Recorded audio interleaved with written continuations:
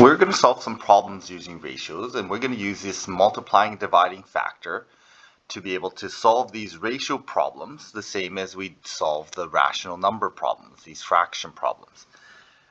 So we have 1 to 2 ratio is equivalent to 4 to 8, which is we can rewrite as a fraction, equivalent fraction problem. 1 to 2 is equal to 4 to 8. So this ratio can be set up the same as an equivalent fraction if we want, or we can just use our times and divide factors from our fractions. So in this case, times 4 here, times 4 here. We can show that same multiplier between the ratios. So there's times 4 here and times 4 between these two parts of the ratio. It's typically easier to set up your ratio problem as an equivalent fraction problem, and then we can use our proportional relationship to solve that. Here we have Santa. He delivers 25 presents to 25 houses in 3 seconds. How many houses will he have delivered gifts to in 2 minutes? So setting this up as a ratio, we can compare houses. And again, the direction of ratio comparison is important. Houses to seconds. And we need to have the same comparison of houses, which we don't know. I'm going to put that as X. And to 2 minutes, well, we need to change that to the same comparison of seconds. So we're going to convert the 2 minutes into 120 seconds. Once we have this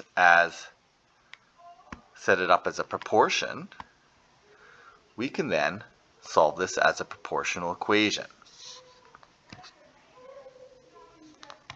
So here we've added the variable, and we can then solve this in lots of ways. We can solve this as equivalent and an equation. We can get rid of the multiply the times the divide by 3, divide by 120. We can multiply both sides of that equation to get rid of that.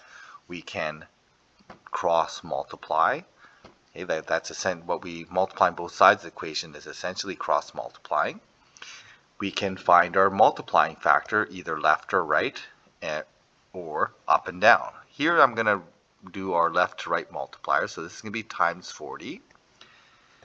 And so we must have the same times 40 on the top. So we end up with X is equal to 1,000 houses.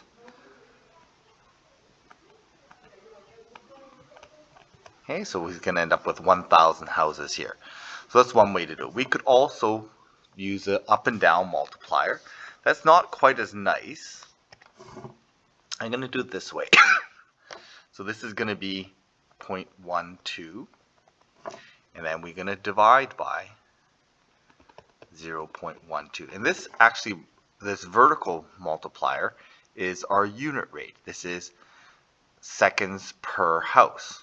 So we're going to do 0.12 seconds for every house that he goes to. So we're going to divide that by 120 seconds, and it gives us 1,000 houses.